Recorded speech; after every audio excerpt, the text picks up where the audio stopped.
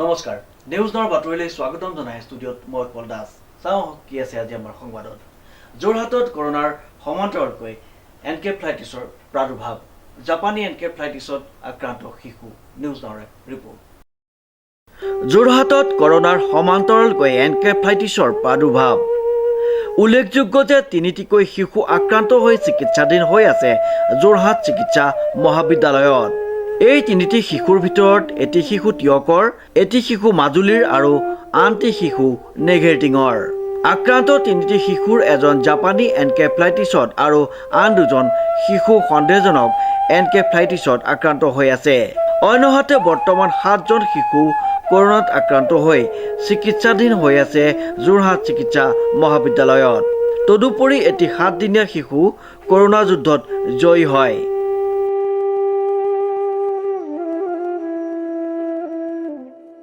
বৰ্তমান এজন জেই বুলি ডায়াগন'জ হৈছে আৰু বাকী AES হিচাপে আছে একিউট এনকেফেলাইটিক চিণ্ড্ৰম হিচাপে তিনিজন কি কয় পেচেণ্টৰ এড্ৰেছটো মই এতিয়া ক'ব নোৱাৰিম এজ আপোনাৰ পেডিয়াট্ৰিক এজ গ্ৰুপ আৰু এৰাউণ্ড 5-7 তেনেকুৱা ইয়াৰ্ছৰ হয়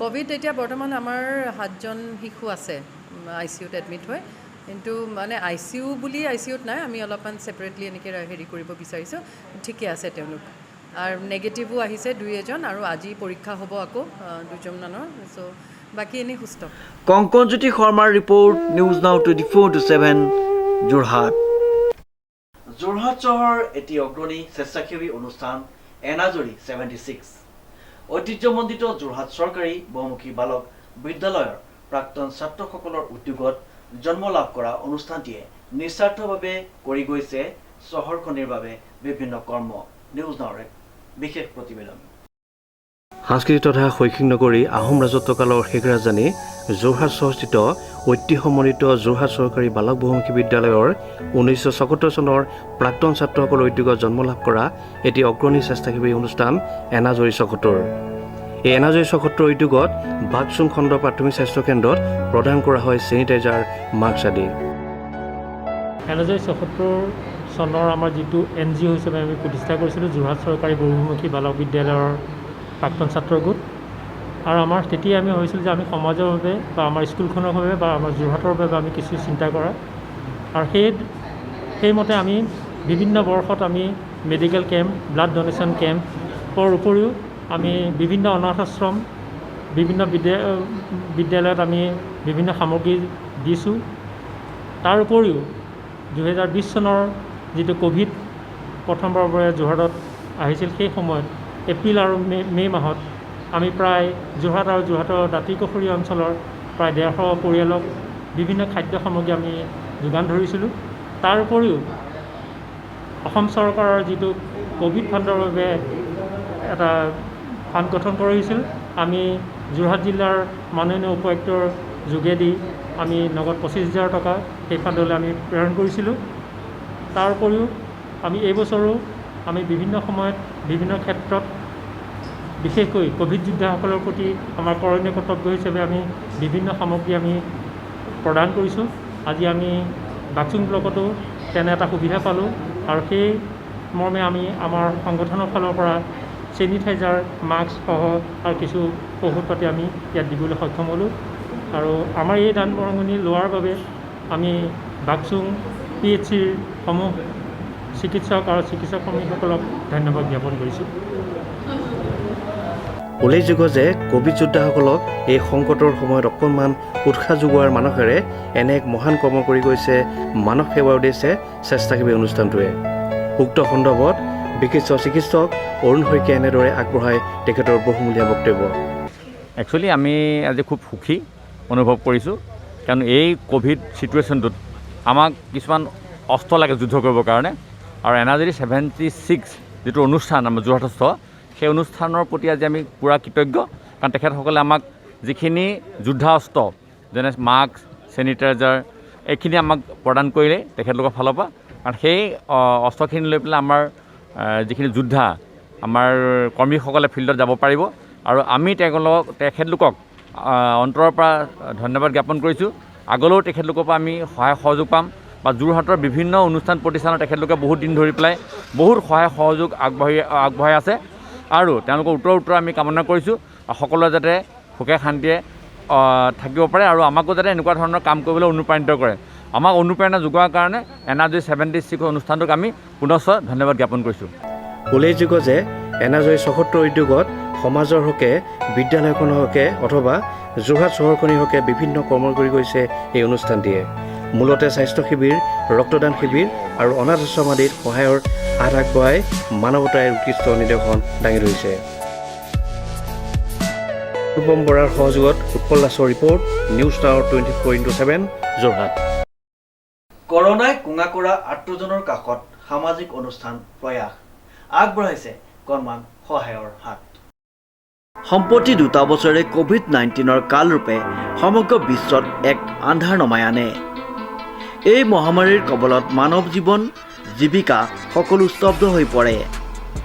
দিন হাজিৰা কৰাজন, ব্যৱসায় বাণিজ্য কৰাসকল সকলোৰে এক অন্ধকাৰ নামি আহিছে জীৱনলৈ। কিন্তু এই সংকটকালত আত্মজনক কিছু সকাহ দিবৰ বাবে ঠায়ে ঠায়ে বেচৰকাৰী সংস্থাসমূহে যথেষ্ট সহায়ৰ হাত আগবঢ়াই অহাটো পৰিলক্ষিত হৈছে। আমি আপোনালোকৰ আগত দেখুৱাম যোৰহাটৰ এটি সামাজিক অনুষ্ঠানে কোভিডে কুঙা কৰা আত্মজনক সহায় সহযোগ কৰাৰ বিষয়ে। যোৰহাটৰ এটি অগ্ৰণী স্বেচ্ছাসেৱী অনুষ্ঠান প্ৰয়াসে কোভিডে কুঙা কৰা বহুতো পৰিয়ালক আৰ্থিকভাৱে সহায় আগবঢ়াই আহিছে। সংস্থাটোৱে উত্তৰ যোৰহাটৰ ৰংদৈ, ভগনীয়া, বৈৰাগী চুক, বাৰপাইক গাঁৱত কেইবাটাও পৰিয়ালক আৰ্থিক সহায় আগবঢ়ায়। প্ৰয়াসৰ সভাপতি অমৰ ঠাকুৰ, সচিব মনজিৎ ভূঞা, সেৱাৰ কাৰ্যকৰী সভাপতি জগন্নাথ অগ্নিবৰা, সঞ্জু সম্ৰাট মেধি আৰু সাংবাদিক প্ৰশান্ত দত্তই প্ৰয়াসৰ হৈ প্ৰতিটো পৰিয়ালক 2000 টকাকৈ অনুদান আগবঢ়ায়। প্ৰয়াসৰ এই সমাজ হিতৈষী কাৰ্যক ৰাইজে শলাগ লৈছে। প্ৰয়াসৰ উদ্যোগত আমি প্ৰতিষ্ঠালগ্ন 2009 চনৰ পৰাই বিভিন্ন সামাজিক কাম কৰি আহিছোঁ। এই কোভিড মহামাৰীৰ সময়তো আমি বিগত বৰ্ষতো বহুখিনি ৰাইজৰ কাষত খাদ্য সামগ্ৰী আমি যোগান ধৰিছিলোঁ। এই বছৰ আমাৰ যিখিনি ৰাইজৰ জীৱন জীৱিকাৰ সংঘাত হৈছে, আমি সেই দৰিদ্ৰ সেই সময়ত এই অতি মহামাৰীৰ সময়ত যিখিনি লোকৰ কৰ্ম সংস্থাপনৰ অভাৱ হৈ গৈছে, সেইসকলৰ কাষত আমি কিছু সাহায্য লৈ আমি উপস্থিত হৈছোঁহি।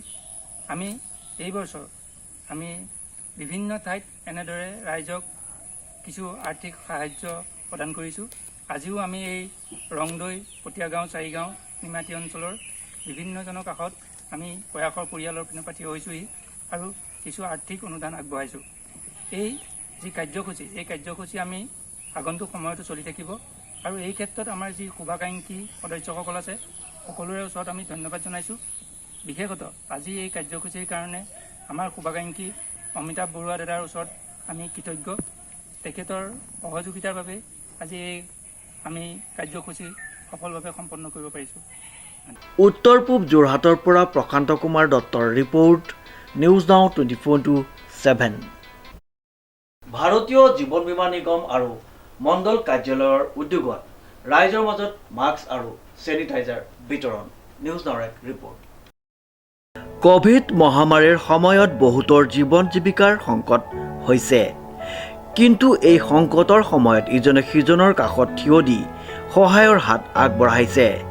উল্লেখযোগ্য যে ভাৰতীয় জীৱন বীমা নিগম আৰু মণ্ডল কাৰ্যালয়ৰ উদ্যোগত দেওবৰীয়া বজাৰত মাস্ক আৰু চেনিটাইজাৰ বিতৰণ কৰাৰ লগতে সজাগতাৰ সৃষ্টিৰ প্ৰয়াস কৰিছে।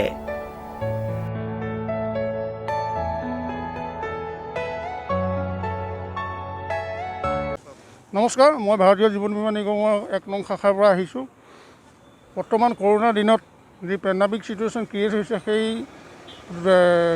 পৰিস্থিতিটো ৰুধিবৰ বাবে আমাৰ ভাৰতীয় জীৱন বীমা নিগমৰ তৰফৰ পৰা যোৰহাট মণ্ডল অফিচৰ উদ্যোগত আৰু যোৰহাট শাখা নং 1ৰ তত্বাৱধানত আমি আজি এই দেওবৰীয়া বজাৰত মাস্ক আৰু চেনিটাইজাৰ বিতৰণ কৰোঁ। আশা ৰাখিছোঁ সকলো ৰাইজে ইয়াক সঠিকভাৱে ব্যৱহাৰ কৰিব আৰু বৰ্তমান যিটো পৰিস্থিতি চলি আছে, নিজকে সদায় সজাগতা কৰি ৰাখিব আৰু যি চেনিটাইজ বা মাস্ক আমি দিছোঁ তেওঁলোকে যে ৰেগুলাৰ ব্যৱহাৰ কৰে, ৰাইজৰ প্ৰতি এইটো অনুৰোধ থাকিলে। আৰু লগতে চৰকাৰে যিখিনি SOP দিছে বা নীতি নিয়ম দিছে সেইখিনি মানি লৈ দৈনিক জীৱনটো উদযাপন কৰিলে আমি সুখী হ'ম। উত্তৰ পূব যোৰহাটৰ পৰা প্ৰশান্ত কুমাৰ দত্তৰ ৰিপৰ্ট, নিউজ নাও 24/7। কৰোনাক প্ৰতিহত কৰিবলৈ সাজু মাজুলীবাসী ৰাইজ।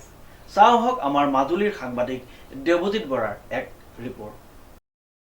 কৰোনাক প্ৰতিহত কৰিবলৈ মাজুলীবাসী সাজু।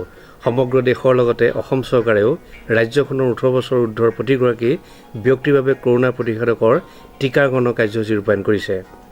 অসমৰ একাংশ অঞ্চলত ক'ভিডৰ ভেকচিন সম্পৰ্কে কিছু সংখ্যক লোকৰ ভুল ধাৰণা থকাৰ বিপৰীতে মাজুলীত দেখা গ'ল অন্য এক ছবি। নেৰানেপেৰা বৰষুণকো নেওচি মাজুলীৰ 18 বছৰ ঊৰ্ধ্বৰ সকলো লোকে ভেকচিন গ্ৰহণ কৰিবলৈ ওলাই আহিছে। তেওঁলোকে ভেকচিন গ্ৰহণ কৰি আন সকলো লোককো ভেকচিন গ্ৰহণ কৰি মহামাৰী কৰোনাৰ বিৰুদ্ধে যুঁজখনত অংশগ্ৰহণ কৰিবলৈ আহ্বান জনায়। ভালকি ৰাইজে এতিয়া অন্ততঃ অনুধাৱন কৰিব পাৰিছে যে প্ৰতিষেধকটো ল'লে নিশ্চয় এই ৰোগৰ পৰা আঁতৰি থাকিব পৰা যাব, এই কথাটো সকলোৱে মানি চলিছে। আৰু দ্বিতীয় কথা হ'ল কি ভেকচিনটো লোৱাৰ ক্ষেত্ৰত কিছুমানৰ যথেষ্ট সমস্যা হৈছে, ব্যৱসায়িক ক্ষেত্ৰত সমস্যা আছে বা চাকৰি বাকৰিৰ ক্ষেত্ৰত সমস্যা হৈছে। কিন্তু যদি ছাৰ্ভিচ হোল্ডাৰ আছে তেওঁলোকৰ পে'মেণ্টত খেলি মেলি লগাৰ ভয় আছে, বা কিছুমান দোকান বজাৰ কৰিবলৈ যাওঁতে দোকানখনেই বন্ধ কৰি দিব বা অফিচলৈকে যাবলৈ অসুবিধাৰ সমস্যা হ'ব যদিহে ভেকচিনৰ চাৰ্টিফিকেটটো পোৱা নাযায়। গতিকে এনেকুৱা ক্ষেত্ৰত এই সমস্যাসমূহ অনুধাৱন কৰিয়ে আজি সকলো ৰাইজেই ভেকচিন ল'বৰ কাৰণে আগবাঢ়িছে। চাওক আজি কৰোনা পৰিস্থিতিৰ ক্ষেত্ৰত মানুহৰ যিটো ক'ভিডৰ ক্ষেত্ৰত যিটো মানুহৰ যিটো সচেতনতা, যিটো দায়বদ্ধতা, সেইটো মানুহৰ স্বতঃস্ফূৰ্তভাৱে আজি আমি এই ক'ভিড ভেকচিনৰ চেণ্টাৰত দেখিবলৈ পাইছোঁ। তেওঁলোকে পোনপটীয়াভাৱে স্বইচ্ছাৰে সামাজিক যিটো বাতাবৰণ সৃষ্টি হৈছে বৰ্তমান পৰিস্থিতি, সেই পৰিস্থিতিৰ ওপৰত ভেকচিন ল'লে বা মানুহৰ কিবা বেমাৰ আজাৰ হ'ব বা ভেকচিন ল'লে মানুহৰ বিপদৰ সন্মুখীন হ'ব, সেইখিনিকো নেওচি তেওঁলোকে নিজৰ স্বতঃস্ফূৰ্তভাৱে আজি ভেকচিন ল'বলৈ ওলাই আহিছে। আমি দেখিছোঁ তেওঁলোকৰ কোনো সহযোগিতা আমি পাইছোঁ। গতিকে অনাগত দিনত এই ভেকচিনে যাতে সামাজিক বাতাবৰণৰ এটা সুস্থিৰ পৰিৱেশ সৃষ্টি কৰা যায়, সফল ৰূপায়ণ কৰে, তাক আমি চেষ্টা কৰিম ৰূপায়ণ কৰিবলৈ। লগতে এই ভেকচিন যি সজাগতা অসম চৰকাৰ তথা সন্মানীয় অসমৰ মুখ্যমন্ত্ৰী মহোদয় হিমন্ত বিশ্ব শৰ্মাক আমি ধন্যবাদ জনাইছোঁ আৰু তেখেতলৈ আমি পোনপটীয়াভাৱে অনুৰোধ জনাইছোঁ যাতে আমাক এই ভেকচিন প্ৰতিষেধক লোৱাৰ ক্ষেত্ৰত আৰু যদি সবলভাৱে যোগান ধৰে তাৰ ক্ষেত্ৰত আমি তেখেতসকললৈ এটা অনুৰোধ জনাম। মাজুলীৰ পৰা দেৱজী বৰাৰ প্ৰতিবেদন, নিউজ নাও 24/7।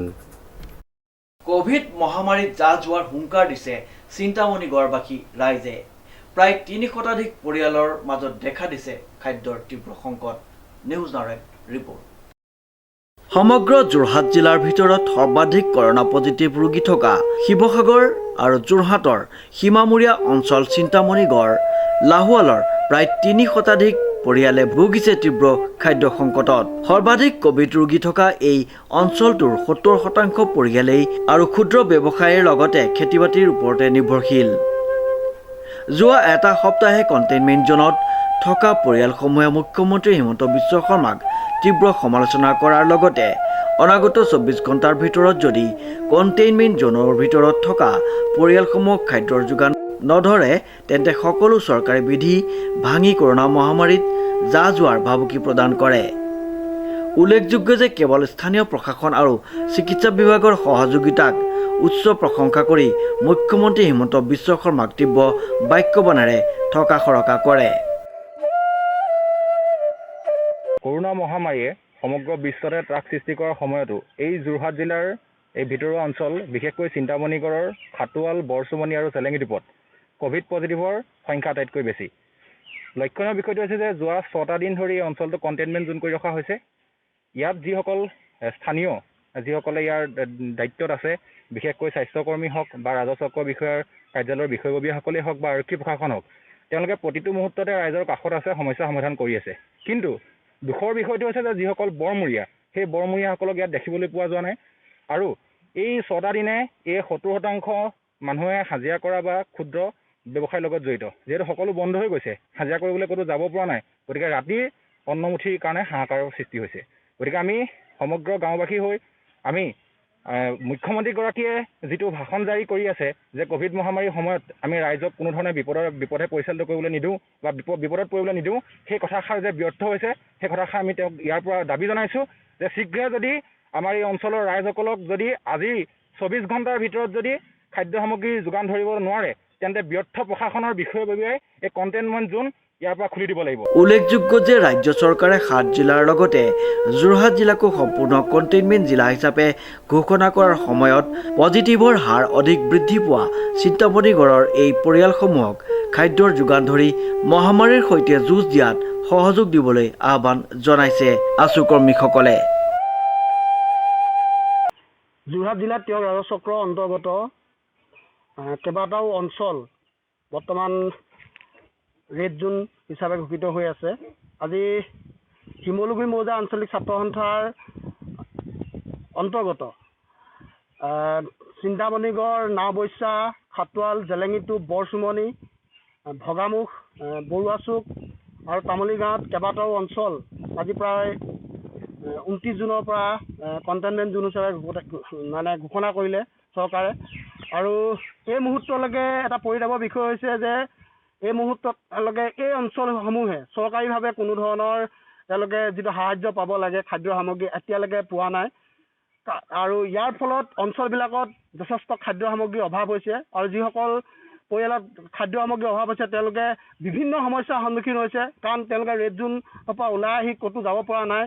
সেইগতিকে আমি ইতিমধ্যে যোৱাকালি আমি তেওঁক ৰাজচক্ৰৰ বিষয়াৰ যোগেদি মাননীয় অসমৰ মুখ্যমন্ত্ৰী আৰু যোগান বিভাগক আৰু জিলা উপায়ুক্তক আমি স্মাৰকপত্ৰ প্ৰদান কৰিছোঁ, কাৰণ তেওঁলোকে যিহেতু খাদ্য সংকটত পৰিছে, এই খাদ্য সংকটত পৰাৰ ফলত আজি তেওঁলোকে 10 দিন অতিক্ৰম কৰি গ'ল। এই 10 দিনৰ পাছতো এই অঞ্চলসমূহত জিলা প্ৰশাসনে এতিয়ালৈকে কোনো ধৰণৰ খাদ্য সামগ্ৰী প্ৰদান নকৰাত অঞ্চলসমূহত বিভিন্ন ধৰণৰ খাদ্য সংকট দেখা দিয়াৰ উপৰিও অঞ্চলসমূহত ৰাইজসকল ক্ষুব্ধ হৈ পৰিছে।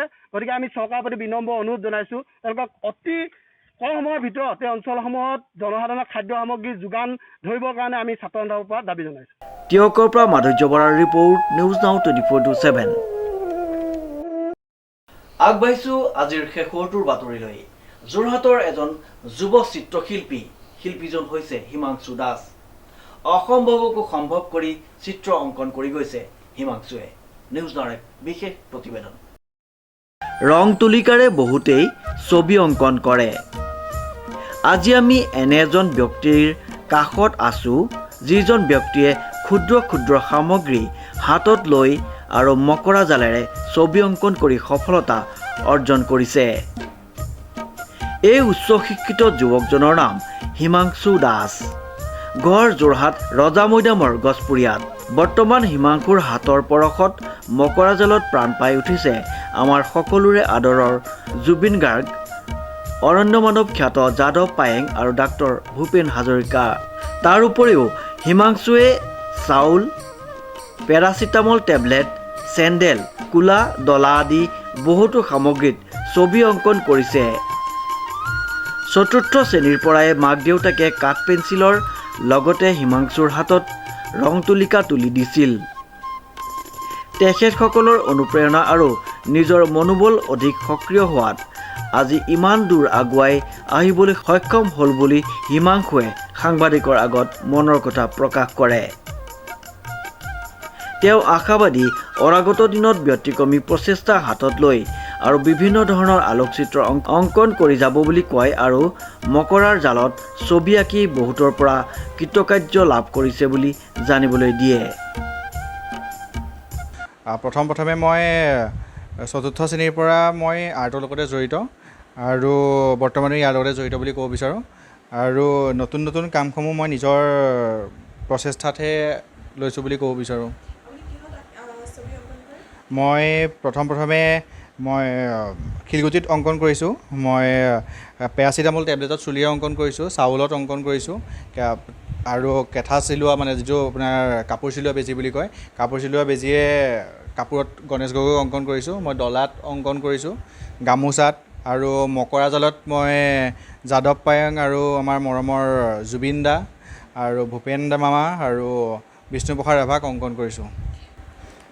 মকৰা জালত মই এইবাৰ প্ৰথম হয় মই কৈছোঁ যে মই নতুন নতুন বস্তুত ছবি আঁকি ভাল পাওঁ, গতিকে তেনেদৰে মই মকৰাজালটো ছবি আঁকিবলৈ চেষ্টা কৰিছোঁ। প্ৰথমে মই বাহিৰত এদিন গছ এজোপাত মকৰাজালখন দেখি ভাবিছিলোঁ যেন ছবি আঁকিব পাৰি নি, কিন্তু তাৰপিছত অলপ টাইম মানে ভবাৰ পাছত মনলৈ আহিল যেন হয় পাৰি, তাত যদি মই 3-4টা লেয়াৰ দিওঁ তেতিয়াহ'লে তাত মকৰাজালৰ ছবি অংকন কৰিব পাৰি। উত্তৰ পূব যোৰহাটৰ পৰা প্ৰশান্ত কুমাৰ দত্তৰ ৰিপৰ্ট, নিউজ নাও 24/7। বাতৰি শেষ হোৱাৰ আগতে জানি লওঁ আহক আজিৰ দিনটোৰ বতৰৰ বতৰা। আজিৰ দিনটোৰ সৰ্বোচ্চ তাপমাত্ৰা আছিল 30 ডিগ্ৰী চেলচিয়াছ আৰু সৰ্বনিম্ন 25 ডিগ্ৰী চেলচিয়াছ। ইয়াৰ লগতে বতৰ আংশিকভাৱে ডাৱৰীয়া হৈ থাকি 2-এজাক পাতলীয়াৰ পৰা ঘন বৰষুণ অহাৰ সম্ভাৱনা। নিউজ নাওৰ বাতৰিত আজিলৈ ইমানেই। বিভিন্ন বা বাতৰিৰ অনুষ্ঠানৰ বাবে চাই থাকিব নিউজ নাও 24/7। ধন্যবাদ। সকলো ধৰণৰ সুবিধা থকা ট্ৰেভেলাৰ ICU, এম্বুলেন্স, য'ত থাকিব ভেণ্টিলেটৰ সুবিধাৰ লগতে ডিফেব্ৰিলেটৰ, অক্সিজেন মনিটৰ আদি। কোনো ৰোগী যদি ডিব্ৰুগড়, গুৱাহাটী বা অসমৰ যিকোনো চিকিৎসালয়লৈ যাবলগীয়া হয় তেন্তে আমাৰ যোগাযোগ নম্বৰ 7002157385 নম্বৰত ফোন কৰিলে আমি ততাতৈয়াকৈ আপোনালোকক সহায় কৰিবলৈ 24 ঘণ্টাই সাজু।